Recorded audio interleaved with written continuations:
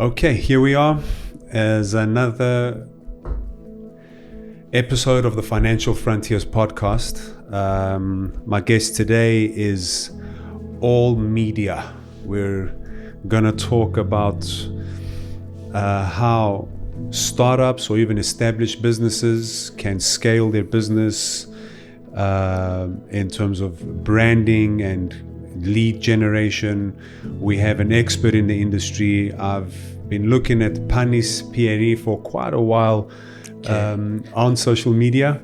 Not consider myself an expert. Okay, I might have 20 years experience, but humble. You're also humble. So we haven't had, especially in marketing and media, you cannot be an expert because everything changes. Everything moves in a speed that I don't think other industries are moving. So maybe finance, maybe finance is the same industry. And technology. Yeah, 100%. Technology keeps changing. If you stuck and you don't keep improving yourself, 6 months later you're going to become outdated.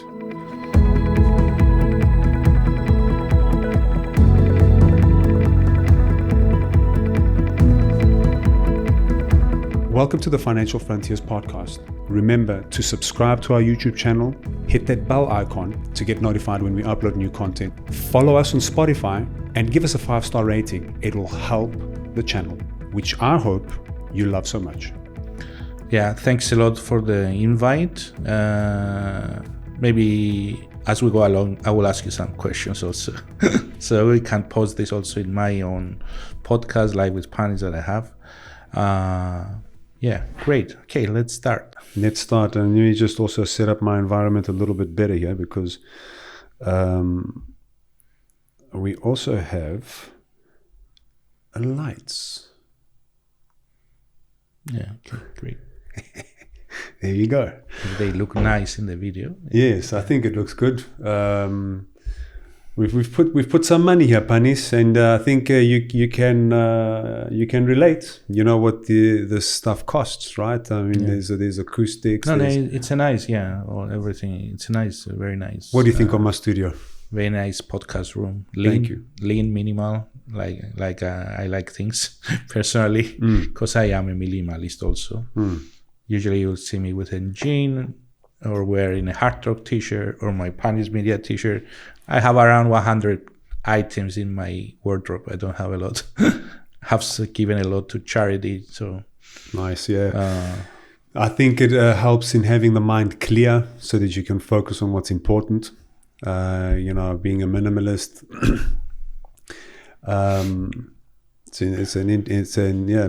People are different, right? Some people thrive in chaos. And I think with regard to your background, let's talk a little bit about your experience. You say you have 20 years. I know that you've worked in different different businesses, companies that are in the industry that I'm focused on, which is the financial services. I used to be many years in the forex and finance industry. A few things briefly about me. I studied business and IT in the University of Cyprus, also in UK. I came back, I worked more in the digital, back then it was e-business space. I worked a bit in the family business in the beginning, Girago bookshops in Limassol. Then I went to selling villas with Lanidis development and Aphrodite Hills. It was the first resort. I was one of the 2 persons that were running the e-business department back then. So e-business being what, like an online? E-business, it was the online marketing back then, 20 years ago. That was the hot name. That was the term used, okay. Yeah, that was the term used. We had actually Lanidis development had an e-business department that it was one of the first probably companies in Cyprus back then. When I came also, I opened, and that was a bit, I opened also on the side that parallel with my work, I opened an online digital agency. So I was trying to sell to Cypriots Google AdWords in 2003. Google AdWords? Yeah. Okay. Yeah, because we were doing Google AdWords. I learned about them I started doing Google AdWords around 2003, 22 years ago. So what is that? What is that? And- So what is that Google AdWords? I think it. When working on an industry, we talk about like Google AdWords, for example, right? If we speak about it today, is that relevant? Because of course, No, it's not. No, it's not even relevant, right? But I think those were the building blocks of where we are today and how marketing has changed. Right, and PR or whatever terms of use today, social media, that also has given a different dynamic. AI has changed things, and I think you got a lot to share over here. And in this podcast, what and I think will be quite interesting for me and hopefully the audience is to do a little bit of a history. Let's go back in time a little bit. And what was Google AdWords? So. Back on the days, Google AdWords, okay, you are picking some keywords, you are building some ads, etc. You are putting where you want to. Actually, I think display network came a bit after than 2003. I'm not 100% sure, but I didn't. We were doing more search with keywords, not so Google display networks, etc. Because display networks and all this traffic coming from sites and other sites came a bit more after like around banners. 2010. So when you say display networks, like a banner on a website, for example, is that a display network? Yeah. The display network is like banners or text links or whatever other traffic you can get from sites. We were mostly in the beginning, in the first early years of 2003 until 10, it was mostly, the work that I have done was mostly on search keywords, targeting very specific keywords. So for example, I have a store.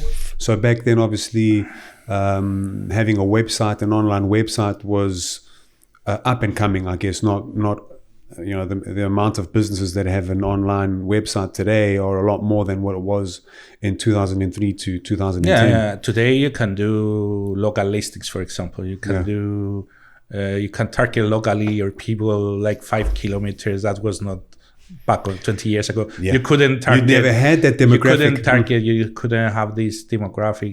The data wasn't there. The data.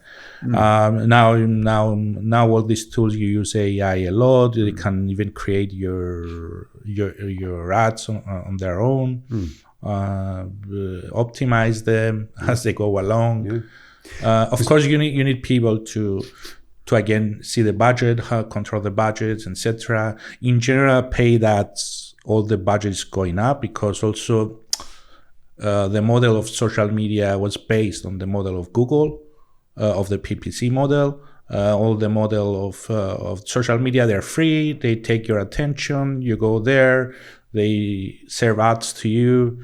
If you see Facebook now, even TikTok started, all the social media, this was the model. For me, this model is a bit broken nowadays. If you consider also things about privacy, about how big tech is manipulating your data and selling your data. We know also the stories with Cambridge Analytica and the politics, how all this happened. And I would suggest to see The Big Hack in Netflix and some other good documentaries. So basically they buy your data and they sell advertising on your data. Right. Also on that aspect, because you are a financial also podcast, let's say, on that aspect, okay, you have the blockchain technology that can come anonymize the data right now, give more the people, what do we say, the Web3, let's say the new generation of Web3, that you can have different browsers or other people that they cannot track your data, or they can use anonymized data to do that through the blockchain technology. Right. For example, Brave, the browser, or some other solutions out there. We live in general. I say that always, that we live in an interesting time. Yeah. The last years, everything got accelerated. I don't know if it was also the COVID thing or other things. That changed a lot of things, 100%. But everything was accelerated, even work, even future of work. You see companies, they are changing the whole model from having people in the office going full remotely, or having a hybrid model.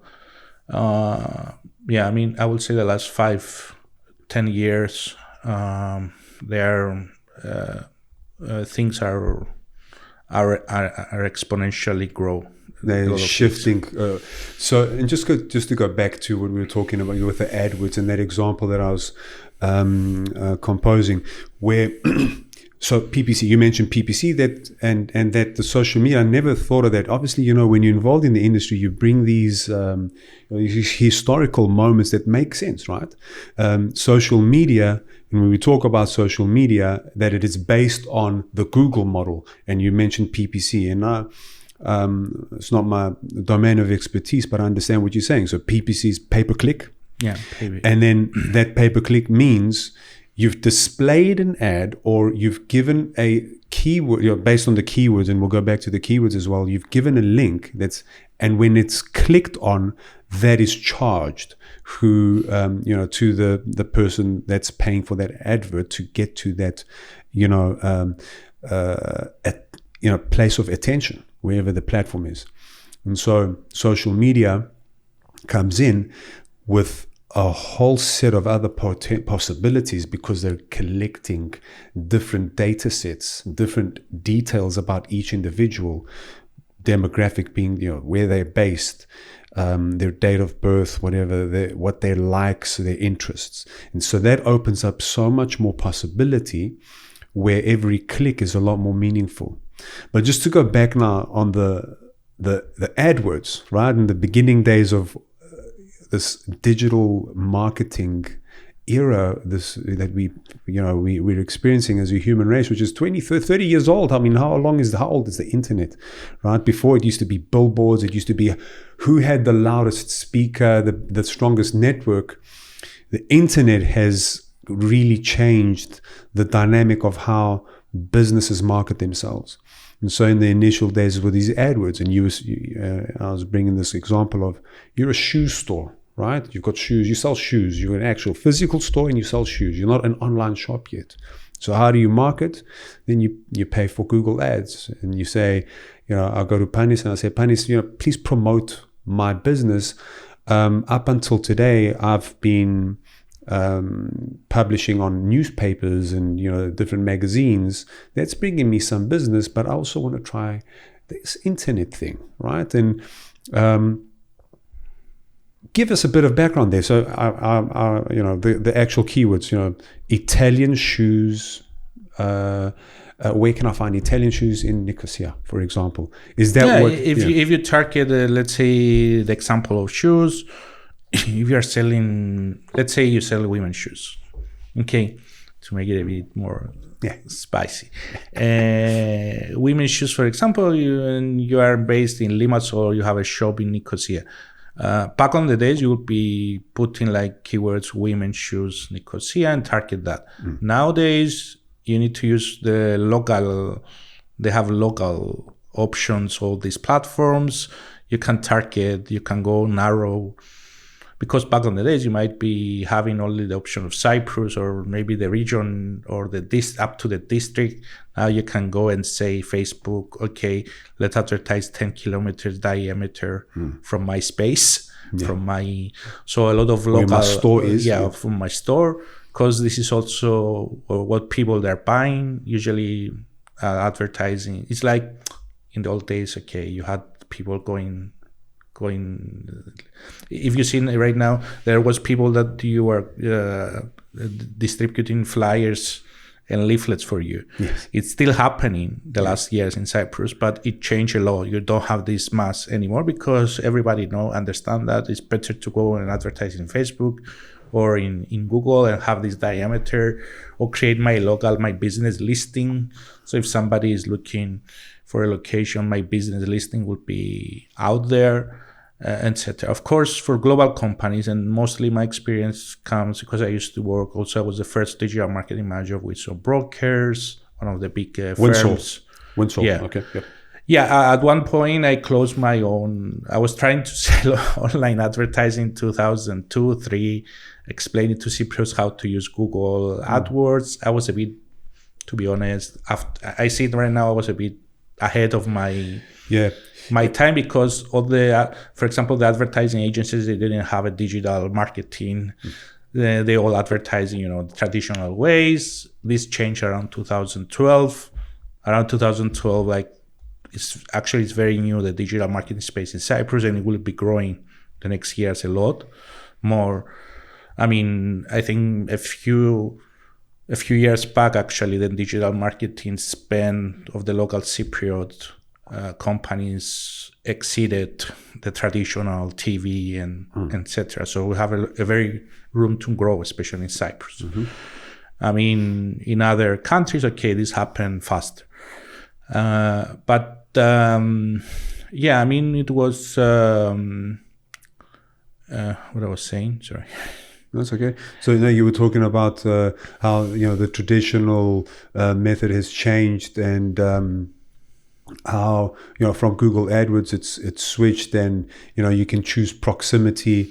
Yeah. If you have a space and you are not selling an online service, I was saying that through my experience, I used to be the first digital marketing manager of Windsor Brokers. I used to work in Saxo Bank, managing with another team of 4, managing a budget of a few millions that we optimize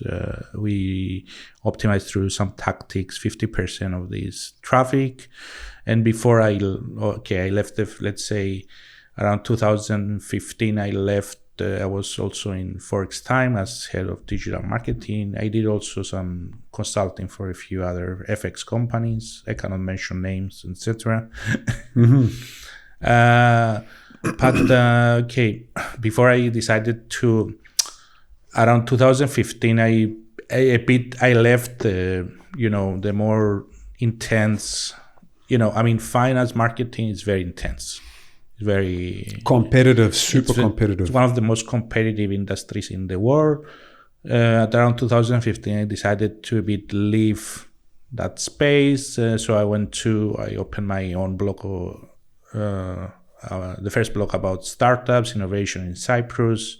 Actually, globally, it was the first one, monitoring things also what other Cyprus startup founders was doing abroad, building different companies, raising money. So the last, let's say, 10 years, I'm more on the journalistic and blogging stuff. Of course, from time to time, if some companies in the Forex finance sector, they need my help, I do some consulting. But mostly the last 10 years, I'm helping also have a lot of pro bono companies to identify how they can find their first clients, if they're launching a new company right now, a new startup, a new innovative project in the tech space, etc. I used to give like maybe 30 or 35% of my time at one point pro bono just to help these new people.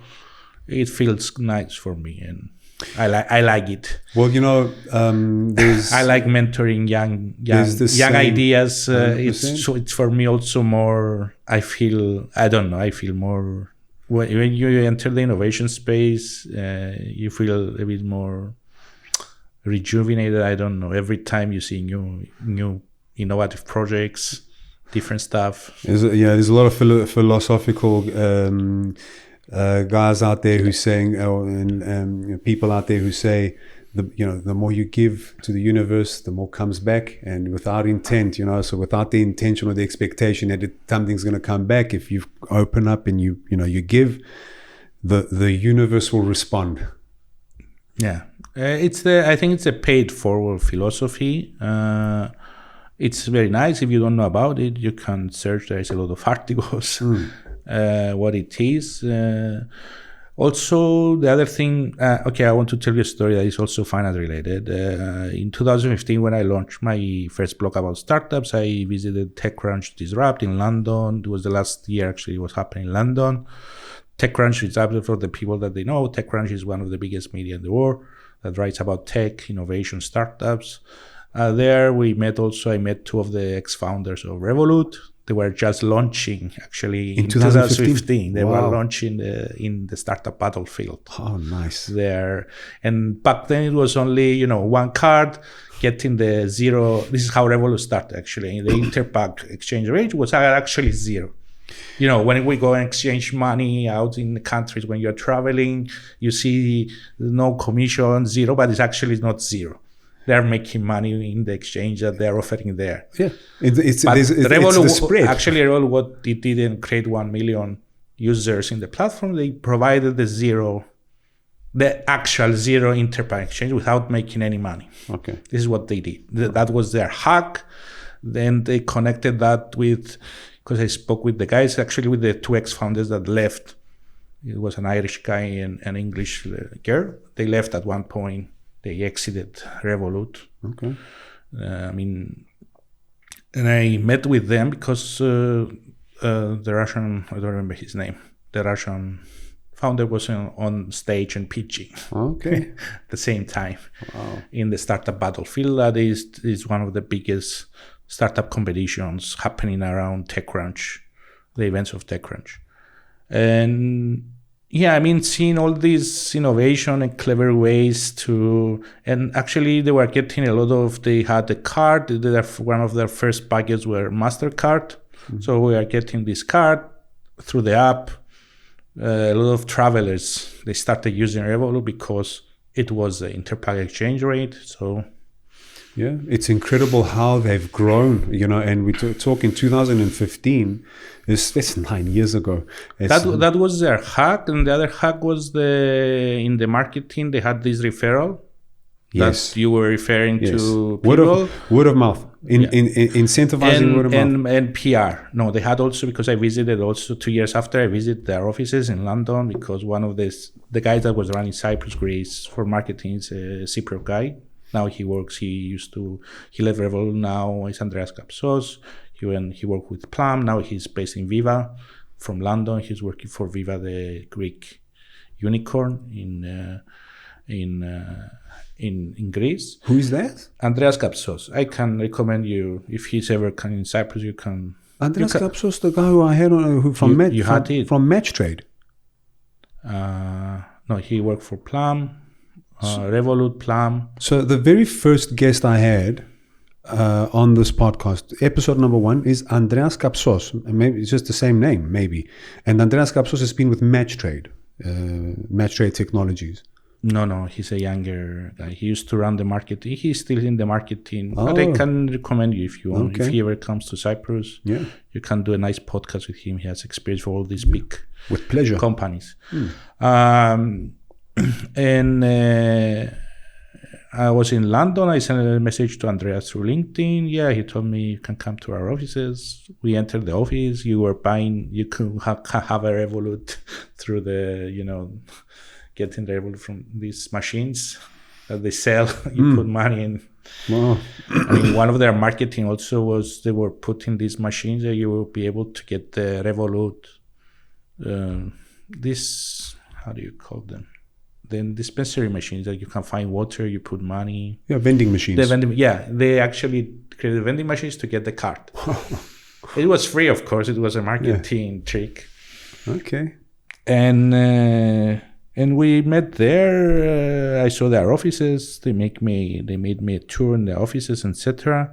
But the most important thing is this: they created also. They were doing PR. They had for every 2-3 countries, they had one PR people, and this is how they grow very fast. They had whenever they had a news. Run us through what PR is. So public relations, right? Is that public relations is it's a big aspect. It's your communication with the media, local or international. It's how you build relations with journalists, with bloggers. Of course, now you have also under PR. Personally, I put it under PR is also the influencer marketing. Okay. How you communicate now with influencers. All these people, but of course also PR. It's about creating also nice campaigns, marketing campaigns that the media will be finding interesting, so they can play your news. So create a lot of PR right now. Also, it's a bit more paid. So, example, if you go to some local business media, in order to put your interview there, you will need to pay them. So, for example, there would be like a mega channel or, CNN. And being interviewed by CNN, is that like a form of PR that you'd have to pay? There is the big guys like CNN or BBC, etc. They do also they call them advertorials, so they do also a lot of paid stuff. But there is also media like The Guardian that they don't do advertorial. So it needs to be something newsworthy. Right. That you did something newsworthy, or you created a new technology sometimes. For example, I would say from my personal experience, I used to do all the podcasts for free by finding interesting stories. But right now, some of my podcasts, because we're growing globally, it will be paid. So it will not be understood. It will be powered by the company, or it will be powered, maybe some series that were planned to do will be powered by different companies, etc. For example, you also as a podcaster, you can have some sponsors, but usually, a lot of media, they need to show that this article is sponsored or advertorial, according also to some guidelines of the country, regulations, etc.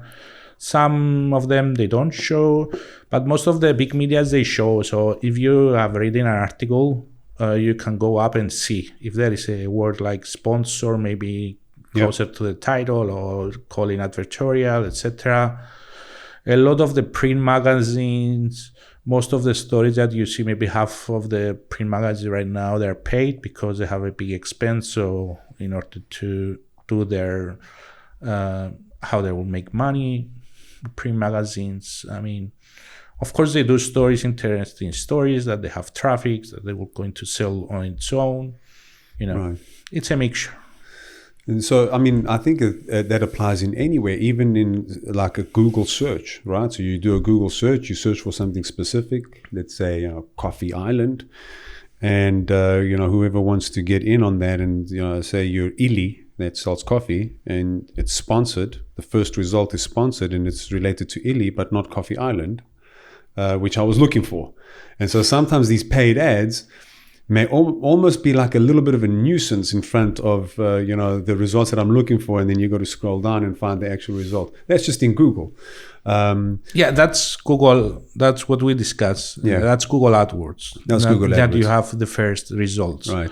But again, when you go to the organic results, not the first paid results, you'll see right now Google is pushing a lot of Wikipedia in the first results article that that is not paid. Google understands if an article, usually there is ways to understand if there is an article press release or so. The first result that you'll see probably will be articles that is more organic, so it's not paid. You will see also a lot of articles through this platform that you ask questions, Quora. Quora, yeah. Quora, it's a good, if you want to do to do some SEO for your company, you can go hack the feed of Quora. If you comment to the actually article that has traffic, then you might get. Yeah. So all of these different strategies and hacks, like you've referred to, as they could be referred to as figuring out a way to get your name or your link or your brand at the top of the page, at the top of the results of, or in front of the eyes of whoever the user is found. And so I guess there isn't a one single place that is the only place. I think for me, what makes sense is if I were a startup, or if I wanted to really push on getting the best out of my marketing budget, is perhaps maybe disperse as much as you can across all these different methods. So, and today there's just so many different methods. So we've Google paid, ads still is a thing. Then we have social media, and now we've got all these different social media platforms. So we've got still Facebook, TikTok, Blue Sky is coming, TikTok, even some upcoming ones.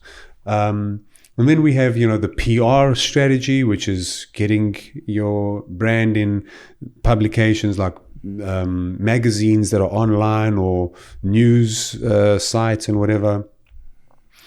I think also the banners and display, as you referred to before, the display ads, which are on different high traffic sites, also makes sense. And that's even a revenue model for some of these businesses, where you set up an online site, provide some kind of value, content that's dynamic, and the revenue stream there is put banners for adverts. And I think that was a lot bigger, maybe in terms of a business model 10, 12 years ago than what it is today. I don't know, I could be wrong.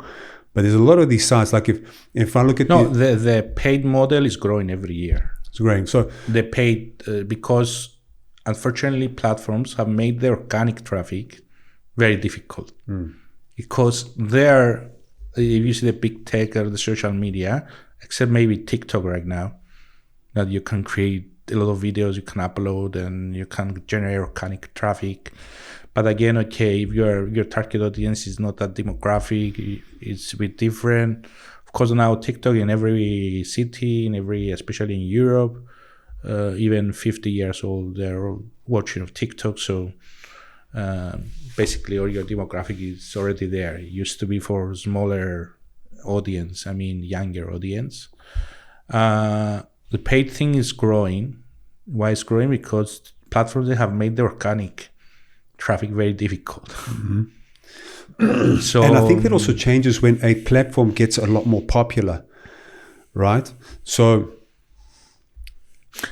but again, it's the platforms that they're making the organic traffic from these platforms. For example, if you click a link in Facebook or another platform, you see it doesn't direct you.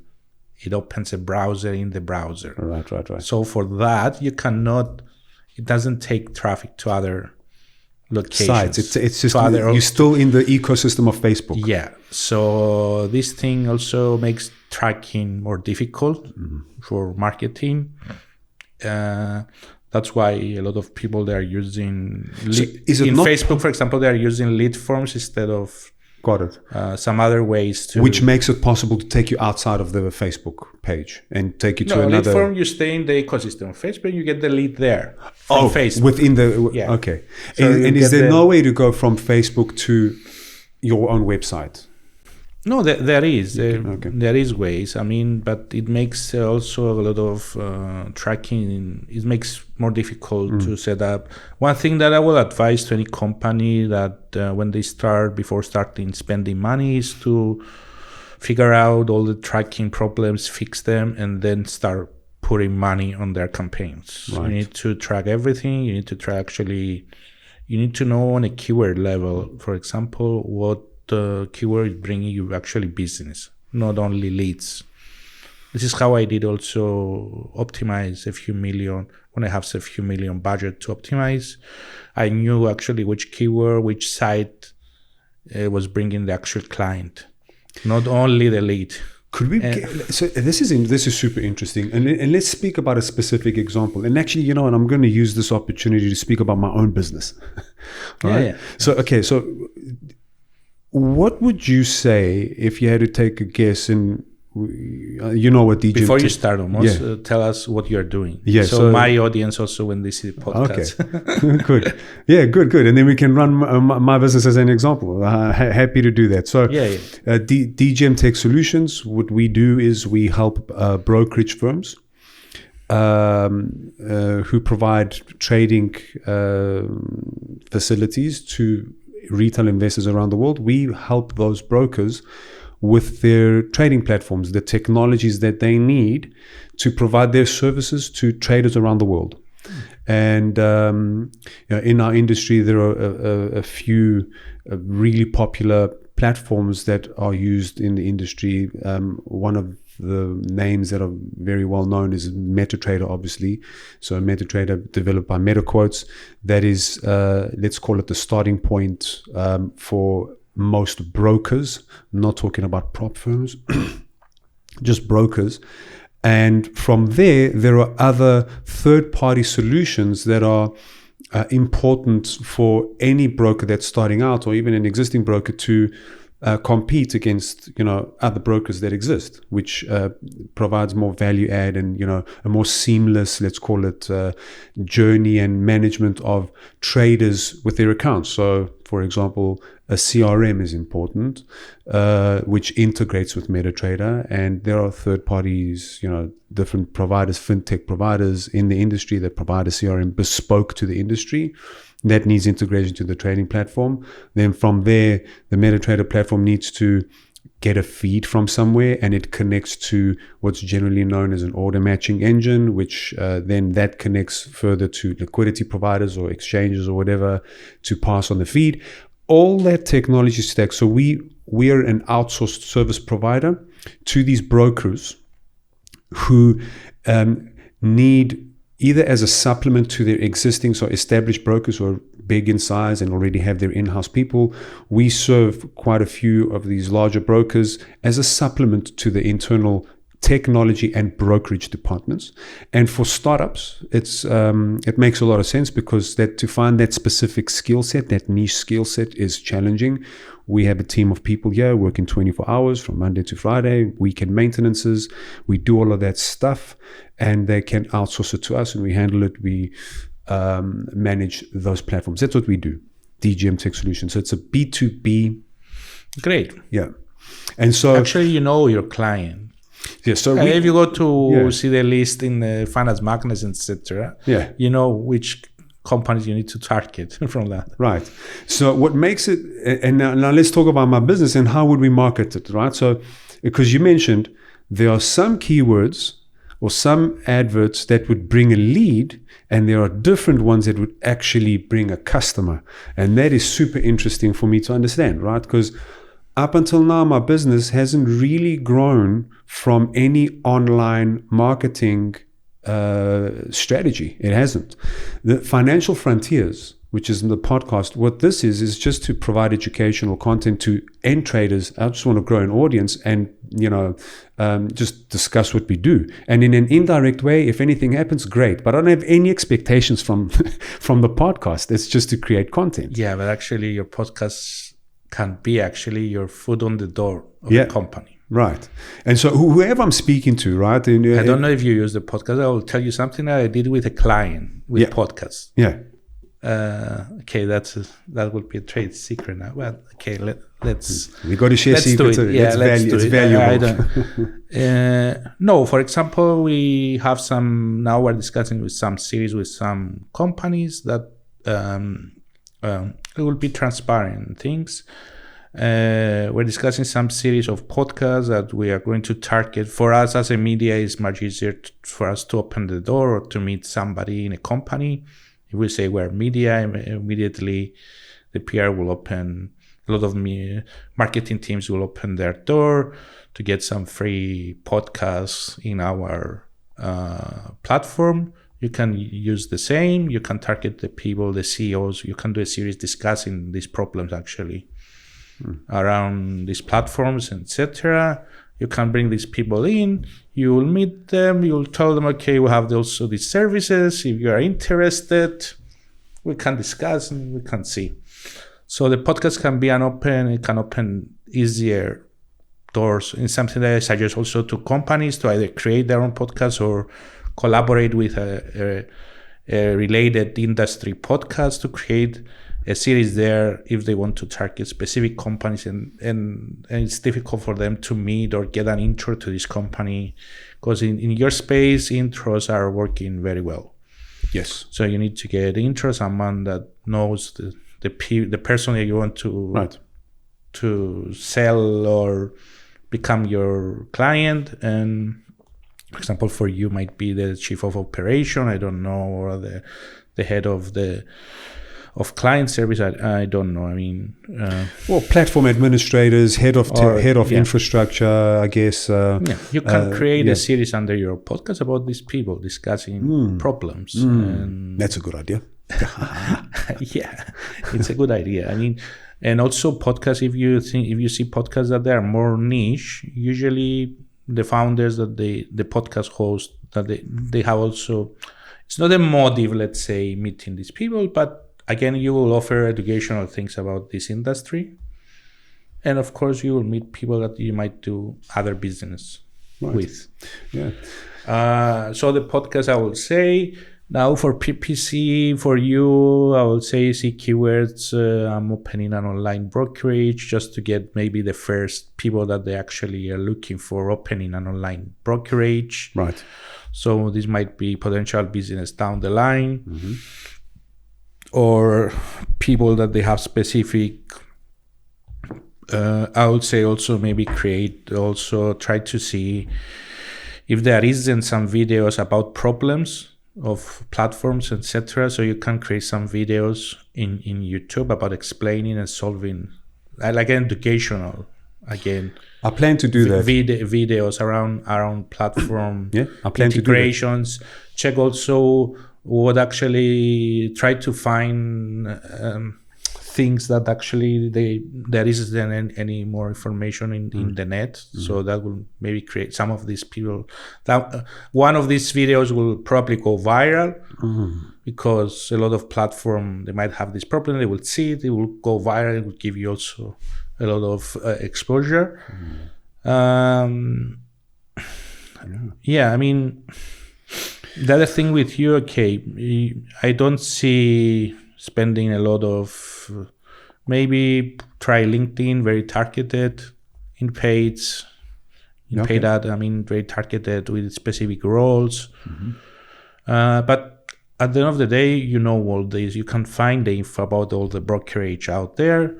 I will say, I don't know if MetaCoach has like a platform that suggests partners. They do, and we're going to be listed. Yep. Yeah, if they have all these platforms, if they have listings or they have collaborations, they have. It's better what they try to do a referral agreement with them, an affiliate, transparent. I don't believe they have referrals. They're not interested in that, but they do have a section. Yeah, MetaCoach, I don't think so. Yeah, they are very big. They might have like a portal that you can list everything, and you can. Yeah. But there might be other smaller, smaller tech, other that they do. List. Yeah. A few forex companies. I don't want to get into the stories of because I know the stories about even for MetaCoach. Let's not get in there, not to have any. But there was times that a lot of this brokerage worked and they were offering leads to other forex brokers. Right. They have done collaboration with specific people in the past, at least. And now, maybe because you cannot. And so that is share your ad copy GDPR. You cannot share your. Yeah. So that's super interesting. But I would say LinkedIn also is your best friend. To identify the people that you want to speak and try approach them. A good approach, I would say, indirect, it will be the podcast, creating different maybe series about also educating the industry about the problems that you're handling every day. Because this is what matters. If you take or creating educational content, take your 30 questions that you already have from your clients and create a video about this. There is no need to share the whole solution if you don't want to share the whole solution. Yeah. But talk about the topic at least, and people can see that we. Or you can share some of these solutions and then tell people, if you want to learn more, contact us. Let's talk. Let's. Super interesting. So, let's move a little bit on, I guess, more general marketing topics and what you touched on a little bit before. And also what is even maybe potentially concerning, a bit dangerous, you brought up Cambridge Analytica. And, the very recent outcome of the elections, right, with Trump, I think if Elon Musk And this, I mean, this is not just, I'm not coming up with this opinion. It's just based off of what I've, because I follow Joe Rogan, Elon Musk, and others who speak about these things. And I think if Elon Musk did not buy Twitter, which is now X, that there's a good chance that Trump would have been elected, because the liberals, the Democratic, that party had full control over all media, including Twitter, and so everything was censored. The Cambridge Analytica, I think, history, and maybe you can tell us about Cambridge Analytica and what went quote unquote wrong. Right? They used that the platform to their advantage, and maybe it was a bit biased. So give us some feedback here, more if right? If you've got details. I would give you the general, yeah, because the general concept was manipulated. Also, there is a bit of research that actually also some Cypriot researchers got involved. I mean, the first time that Trump elected, they used bots in X, in Twitter. They used, actually, all these things were bought by countries, Eastern Europe countries. Like Ukraine, they created bots that they were generating a lot of content very easily, because misinformation also content a lot. And the Cambridge Analytica was, it manipulated actually in a neighborhood level. When the neighborhood, in a very local level, something was said right there about Trump or about... about what they manipulated back then.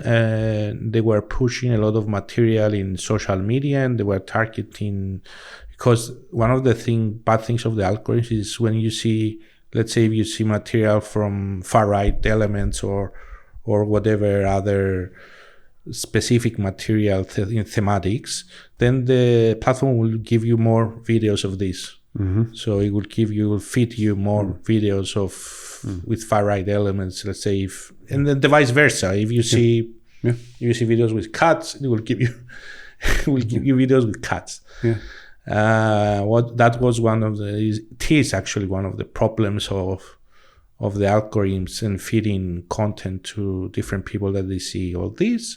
People were seeing, misinformation actually is it can go viral very fast because things are controversial, and this creates faster spread instead of having the truth out there, etc. And having data are not so, let's say, viral friendly. Mm-hmm. You might see some data posts that they're discussing about data or some truths, but you will not see them go as fast as viral as if I'm going there and telling lies and creating, all this emotion of other, like fear or all these kind of other emotions, negative emotions. Mm-hmm. Negative emotions, actually, fear, death, are spreading. That's why you see far quicker. And that's why they're getting also more. More also, you will see also more local media, also not in only Cyprus but also in other countries. They push more, death, road accidents, all this stuff because they sell. Yeah. Unfortunately, death. Yeah. But things are selling more.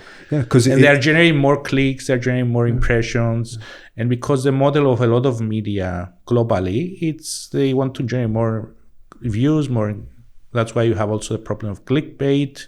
They create titles that they might not be truthful, but they can create more because of the title. You'll see, you click more. Yeah.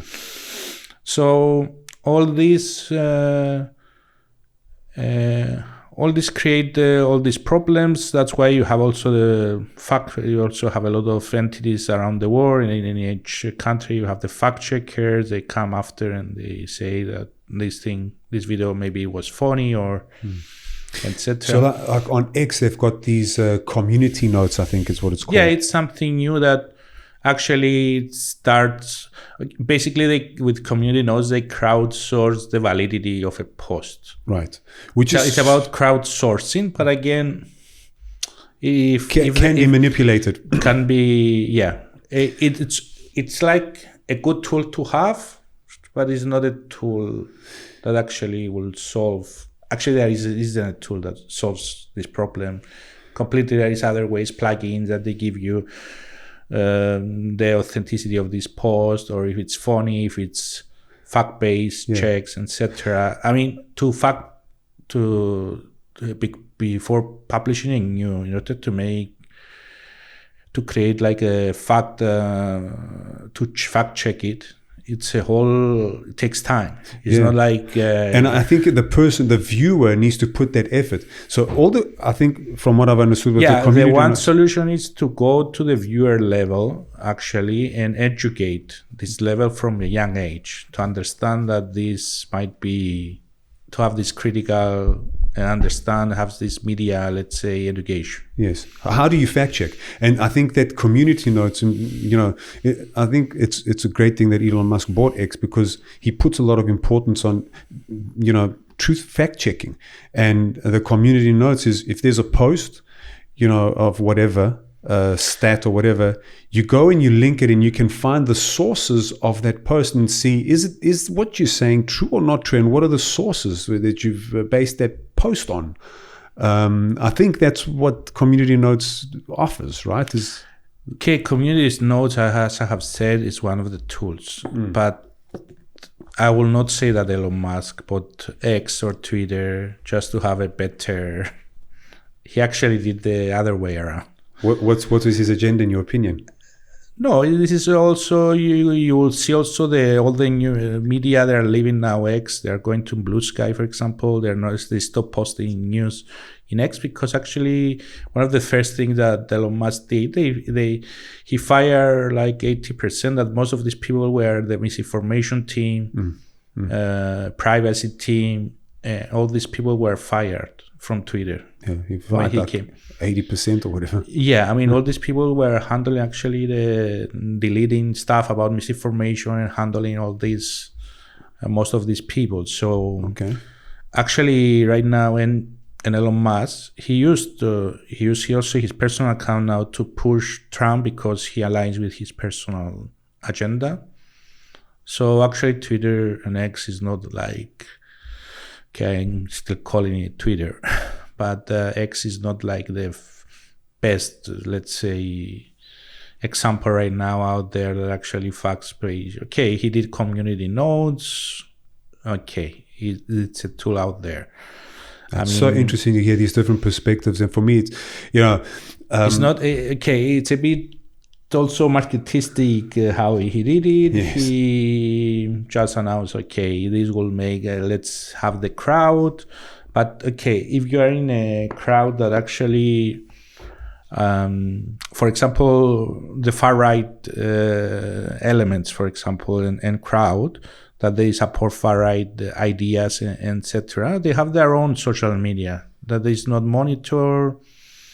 I don't remember now some names of the social media to tell you, but I know that they have their own social media. They go there, they develop their ideas, they discuss different stuff, etc. But especially the far right movement, it goes, if they see something that generates traction, they will go and comment on this. If it's a post, if some politician says so, they will go flat, and they do that also with community notes. They will go flag. I mean, all this situation is happening, or it's orchestrated. So yeah, what you can leave things in the community, but again, you need. I believe you need also some. I will not tell them gate watchers, but you'll need also some experts to do the job and say for you. Right. Yeah. This is valid. This is not. What is the other social media? Blue Sky. What is it? Blue Sky is like the new Twitter. Actually, also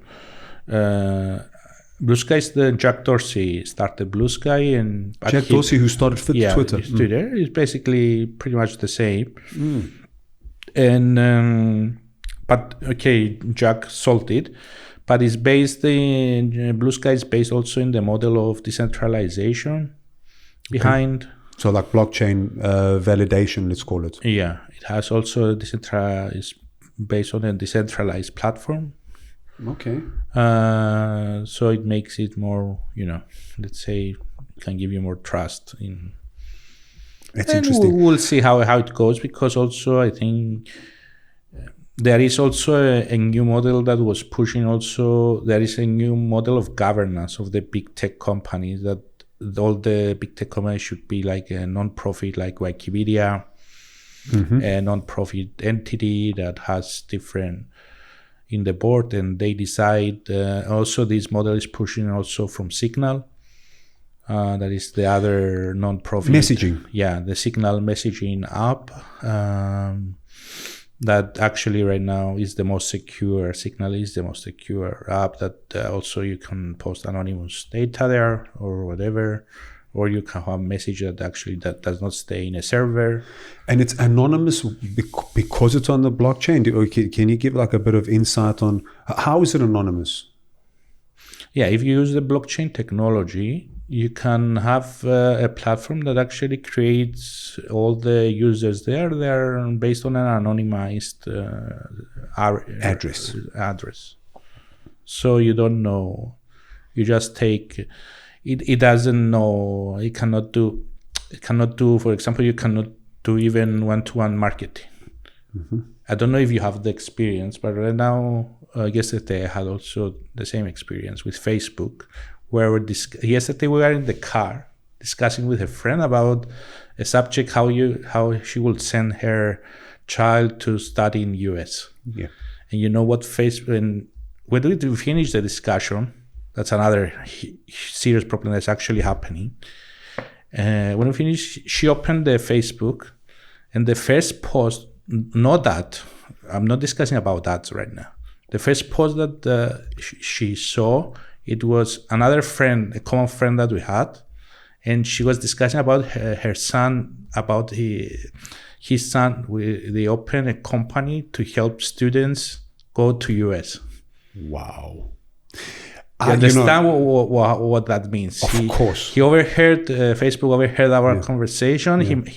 He immediately with AI targeted and went and see millions of, thousands of our friends, our posts, and identify this post that was discussing about the same subject, and serve this subject when my friend opened her Facebook. Actually, Malloc Privacy is a Cypriot-owned company. They do this. They have an app that they tell you when actually your mobile camera is open without you knowing, or when your mics are open, are used without knowing. Yeah.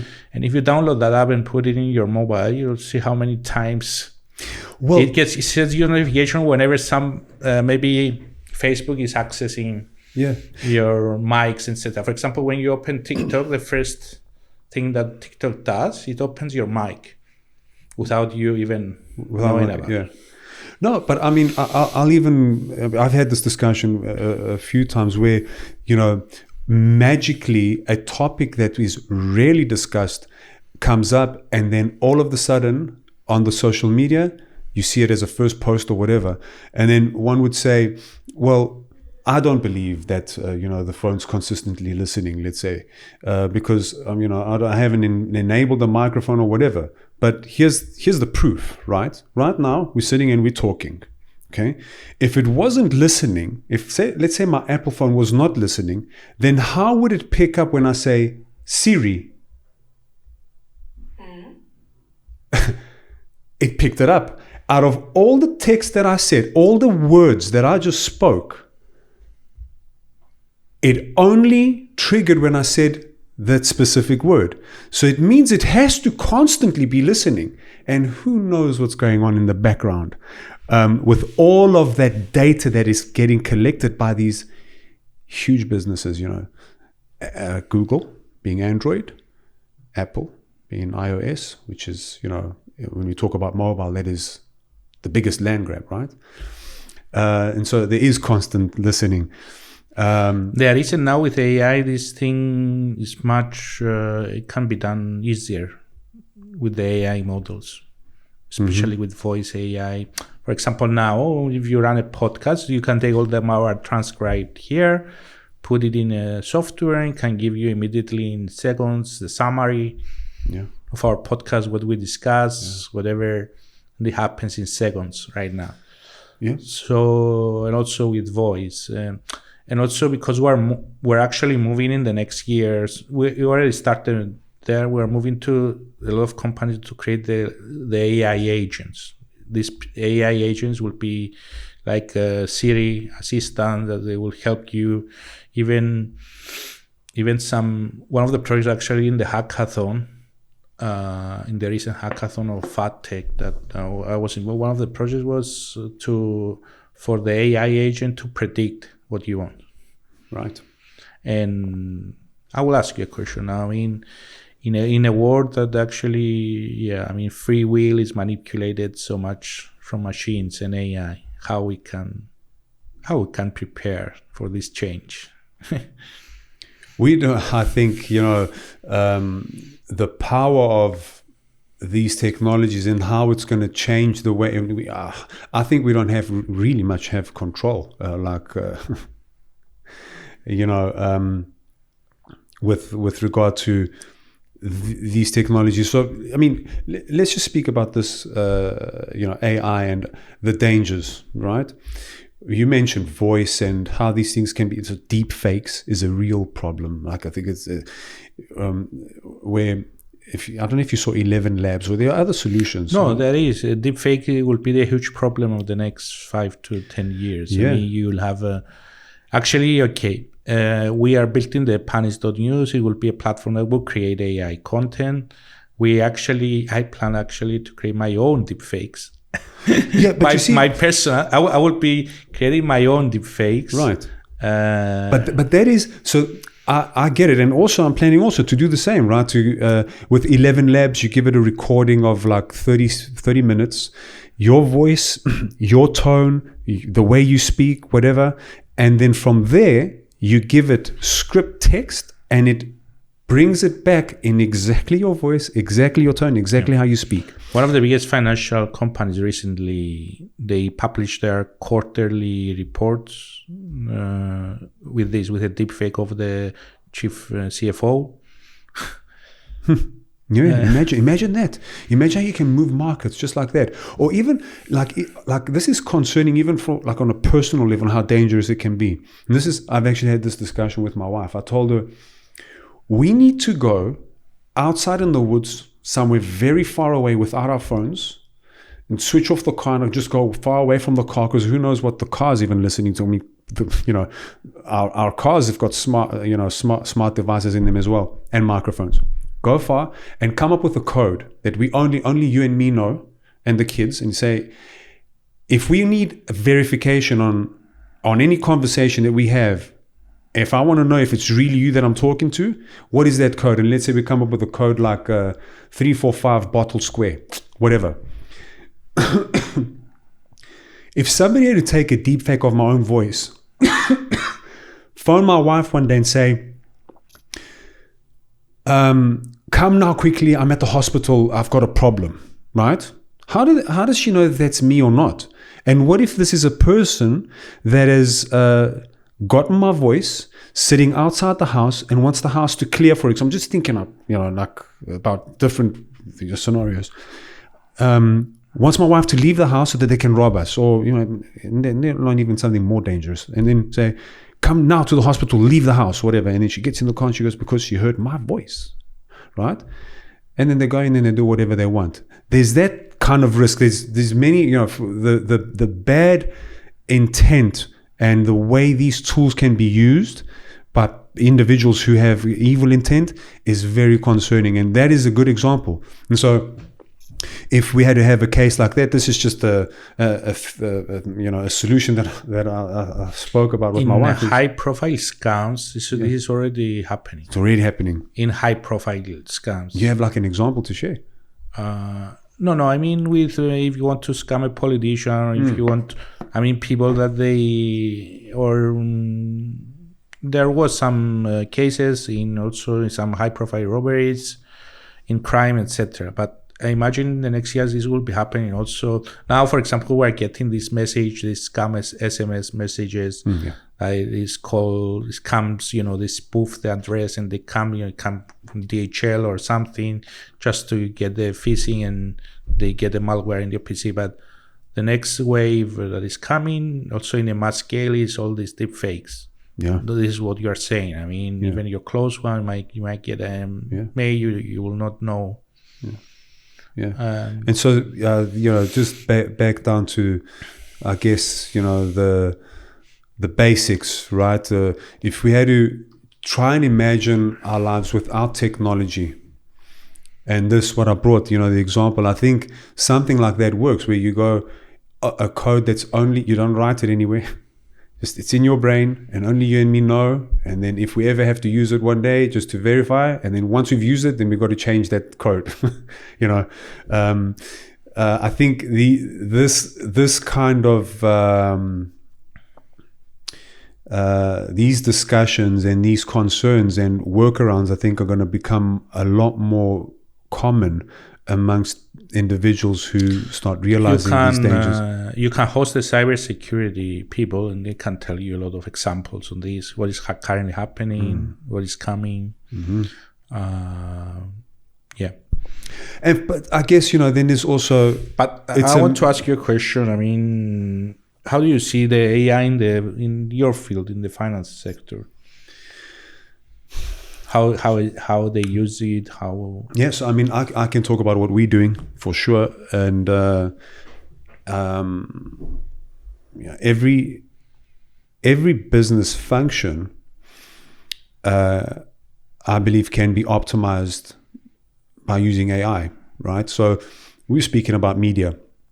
We talk about the dangers and the concerns about deepfakes in this example that we just said, but there's also the upside in scaling, right, and reducing time. So there's a very real business sense reason on creating your own deepfake.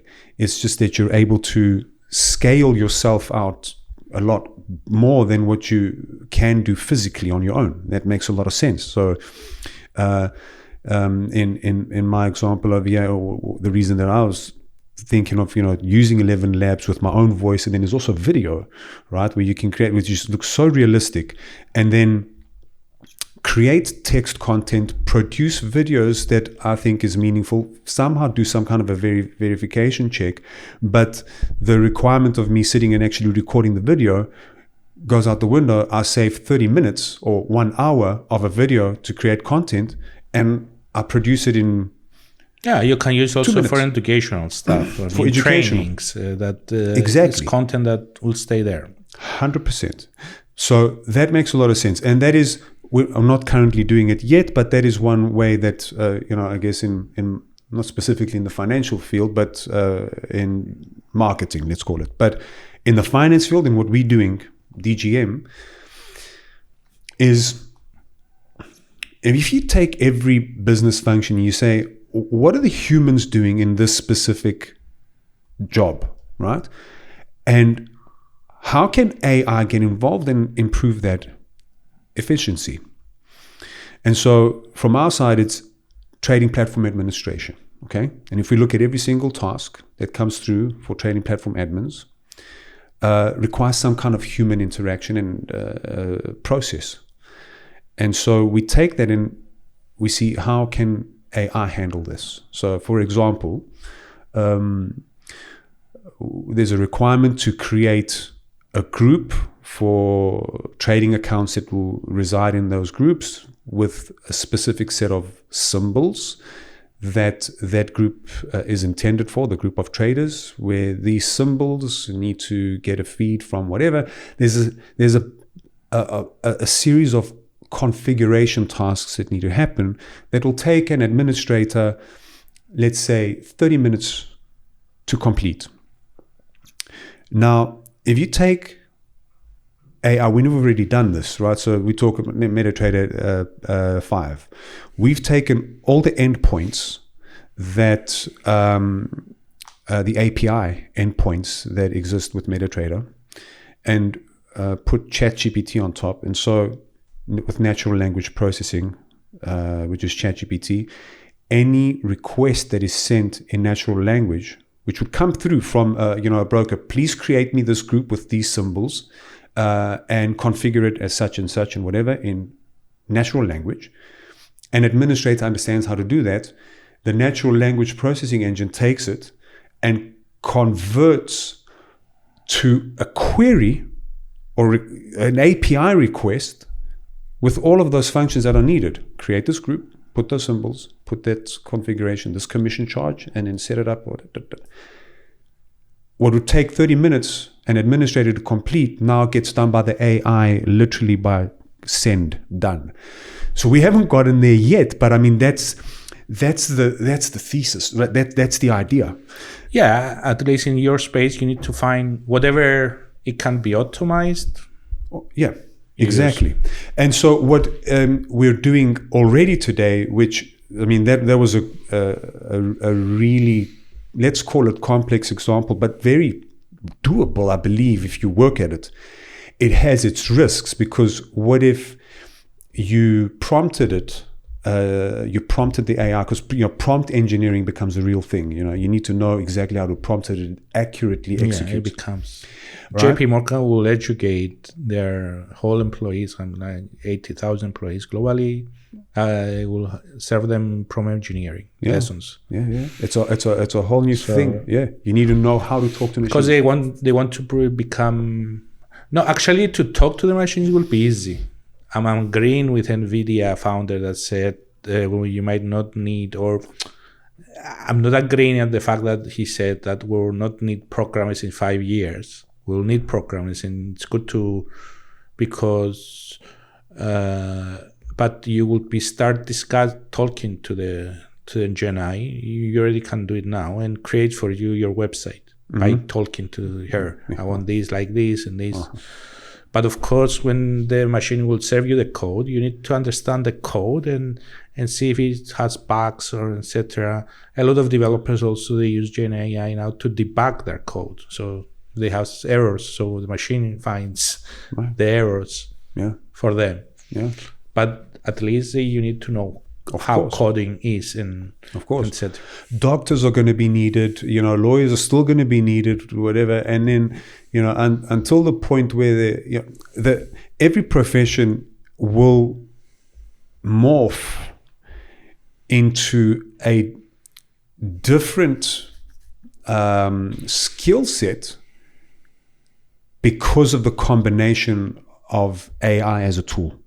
That's and what that looks like exactly is we don't know, right? I mean, but we slowly progress. So in the admin side, what I just gave as an example, there's a lot of risk with that, right? Because if you had to give a prompt and it goes and it does something completely different and breaks the server, that's we're still not there yet. But what we're comfortable with doing, we're already doing this in DGM, is we're using AI to give the admin the relevant information that they need quickly. So we maintain a knowledge base with a lot of detailed documentation about every single project we manage, and then also obviously there's all these tasks and the process that we follow on how these tasks are created, and the information, the details, the updates that get added into these tasks.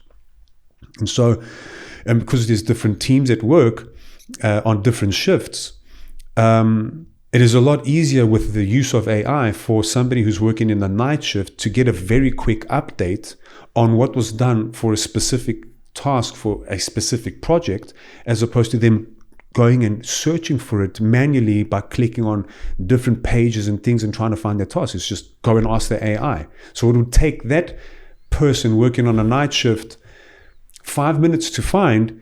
Literally in 10 seconds, they get that information. So efficiency is improved in that sense, where you've got an AI that's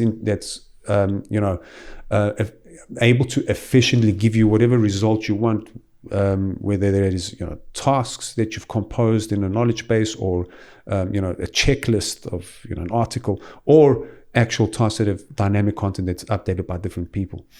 And so that's already a use case today as we speak.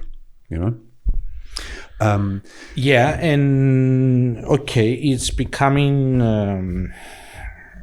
At the end of the day, it's all about the most high demand commodity out there is time. Yes. And this is why I believe we are into an era of, like it was the internet boom, now we'll have the AI boom. This will shift and change a lot of stuff the next 20 years. Imagine what is happening after introducing the last 1.5 years, the Gen AI thing. And a lot of changes are coming exponentially.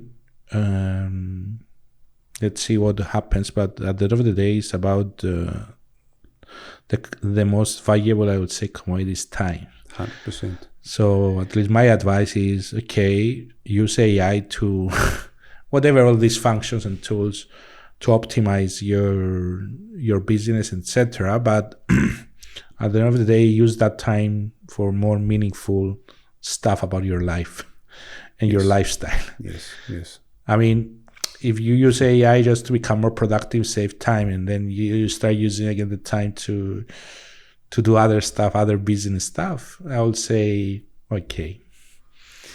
I will advise to have a balance, because especially the startup world, something that we didn't discuss, we can do another podcast because this is going a bit bigger. It's the roller coaster of building a company. It's huge. You need to balance your life also around it. So it's always one of the hardest things to do as an entrepreneur, especially if you are a first-time entrepreneur or have your own company. You want to put the extra hours, but at the end of the day, especially if you have a family, etc., you need to find the right balance with everything. Of course, the harder you work, the more results come back, but that doesn't serve any good purpose if you work yourself so hard that you burn yourself out, because then you've kind of defeated the purpose, right? If you go for a 6-month flat, burning it out, and then you crash, you need to balance yourself, because that actually will make you more productive in the actual hours that you are productive. I agree with that fully. And in the beginning, any person who's starting out, there's a lot more energy, there's a lot more enthusiasm, whatever. As things start getting thick and difficult, as for any startup, it's not rosy. It's not always. It does not ever go as planned ever, and you got to be prepared for that. And working yourself to a point of crash isn't the solution. It actually will defeat the purpose of working hard. Work hard at the time you can, and listen to yourself and say, this is enough for now. I've done whatever I can for now. I need to take a break and see my family, see my loved ones, and take a break and just reset. Then come back tomorrow. There's always tomorrow. And I think patience is an important one as well. Always be patient. Don't have any expectation of, by next month, I'm going to be at 1 million followers or profitable. Patience, slowly, step by step. Yeah, and if you see also in our space, companies that they have done, they become public companies. It took them like 10 years, 15 years. Mm-hmm. We, in the startup world, we say do things fast to grow fast. But again, fast is always relative. Yes. It's not something, you put more money and it will grow, and sometimes you need to take your time.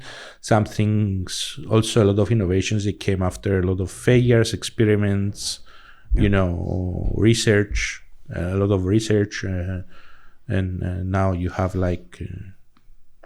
Or I mean, take also the the vaccine. It was a research that happened like maybe 15 years ago.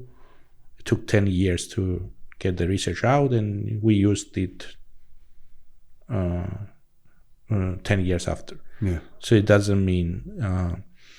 Or there is other, like the 3D printer, for example, technology. It was out there 25 years. Nobody would be able to use it for the first 25 years because it was patented.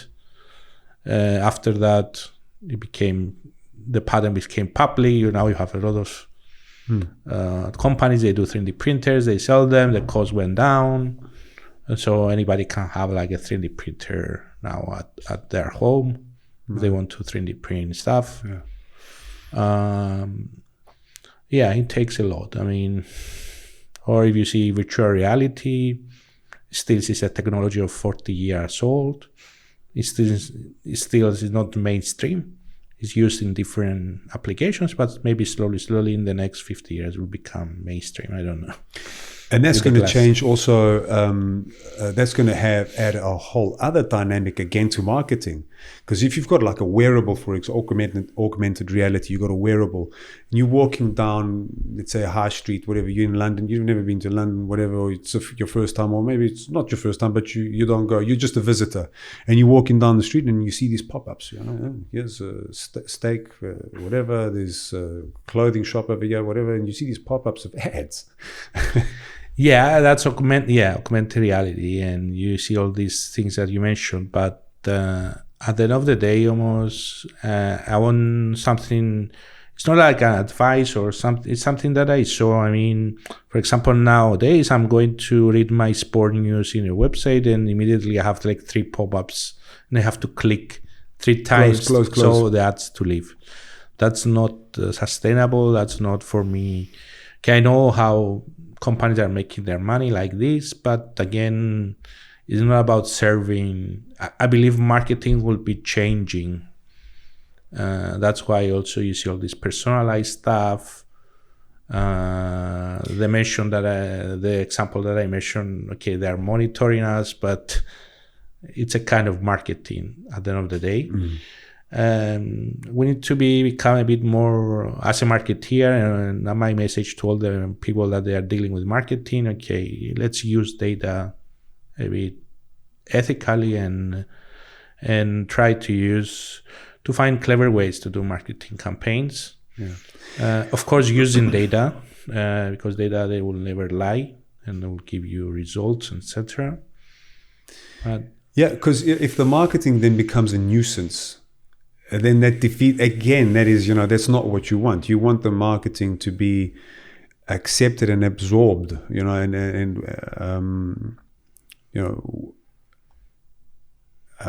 willing to be viewed, by the viewer you're presenting it to. It shouldn't be something that's a nuisance that you like, just get out of my way. I'm not interested now, one of the biggest problems with YouTube is there's all these pop-ups that come up, these adverts. There's all these solutions that come up with, ad pop-ups and things. But I guess it's this very delicate, let's call it, very difficult sweet spot, this line to hit that nail on that head, where you've got it perfect, where you're not being a nuisance as a platform, and marketing that it's relevant, and it is not continuously obstructing or creating an issue. Yes, but even and even YouTube, Spotify, their model is like, okay, you pay a subscription to remove and it the ads. Go away. Yeah, imagine that. So that's the actually model that they're bringing a lot of users.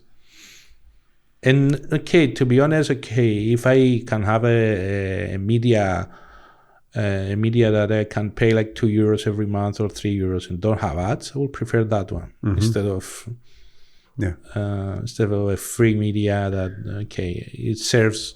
Before I read something, I need to click 3 times But then there's also a massive population that are okay with the ads, and they say, I'd rather not pay a subscription, and I don't mind if you take a little bit of time in my data of displaying an ad. It's okay. I don't want to pay. There's also that. So, Panis, we've been speaking here for over an hour. Yeah. Do you want to maybe give us some closing comments? Tell us about Panis Media, where people can find you. I enjoyed this conversation. Actually, it was a lot more that we could talk about, but we can do different other sessions down the line. Don't worry. And if you follow me, if you find me in LinkedIn, Panis Pieri, my name, Power Panis Media, you can follow our stuff. I will give you also a link. You can put it in the caption of the YouTube. We will add also, when we publish also in our Live with Panis podcast, we will put also your links, etc. Thank you. Thanks for having me. We discussed a lot of stuff. It was a great conversation.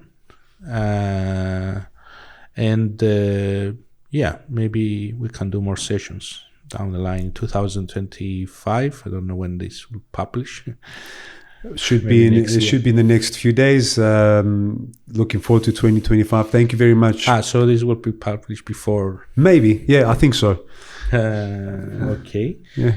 Then let's say Happy New Year to yes, all of the people, and enjoy. In general, put innovation in your life. Try to do not afraid change. Keep innovating. As I say, if that's your life, if that's your business, etc.